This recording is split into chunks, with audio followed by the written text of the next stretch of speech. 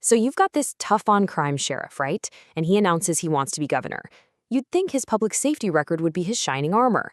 But what if the numbers tell a completely different, much more complicated story? Today, we're going to take a close look at the record of Riverside County Sheriff Chad Bianco. All right, so here's the deal. Back on February 17th, 2025, Sheriff Chad Bianco, a 30-year veteran of law enforcement, officially threw his hat in the ring. He wants to be the next governor of California. It's a pretty bold move, positioning himself as the top cop who's ready to lead the entire state. And that, of course, leads us to the big question, doesn't it? What does his track record as sheriff actually look like? We're going to break down the data, look at the high-profile moments, and see what the story really is. Okay, let's start with the most fundamental part of the job for any sheriff's department, solving crimes.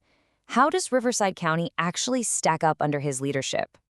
Well, get ready for this number.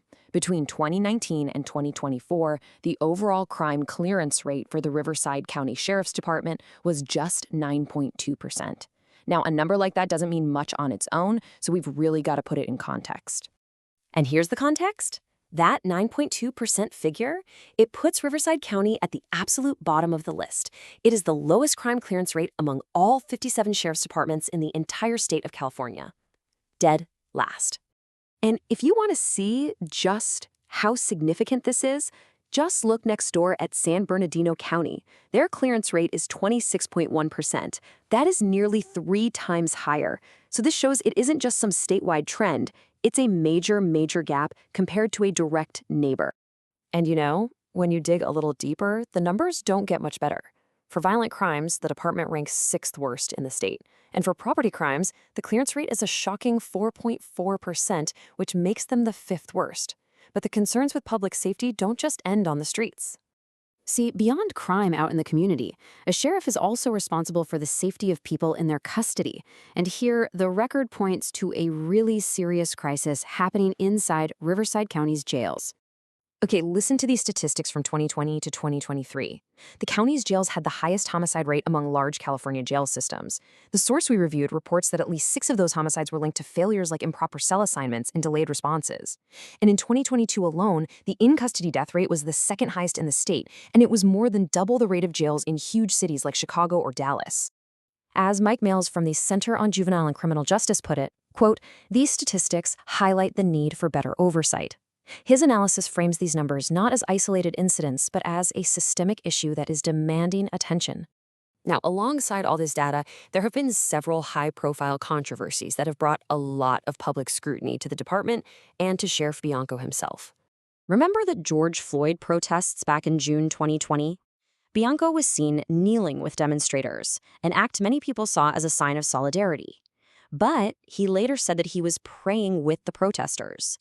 This created a controversy because news reports and video from the scene didn't actually show any audible prayers, leading a lot of people to question his public framing of that event. Then, in October of 2024, came this really explosive claim. After deputies arrested a man named Vam Miller near a Trump rally, Bianco held a press conference and announced they had probably stopped another assassination attempt. But the feds quickly clarified there was no evidence of any threat to the former president. The man, who describes himself as a Trump supporter, has since filed a $100 million defamation lawsuit against the sheriff. And that lawsuit is far from the only legal challenge they're facing. The department is up against a staggering number of lawsuits. In 2025 alone, these included a whistleblower suit from a former jail commander, multiple wrongful death cases from inmate families, a lawsuit over withheld public records, a class action on bail practices, and even a suit alleging illegal political activity. These aren't just headlines. They represent huge potential costs for taxpayers. So when you put all of this together, the crime data, the crisis in the jails, and the string of public controversies, it really leads to a fundamental question about priorities.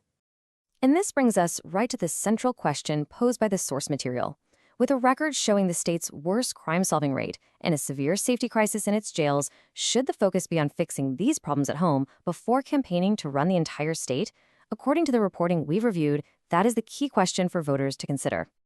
This explainer has been based on the investigative reporting and data analysis that was compiled by the Shasta Beacon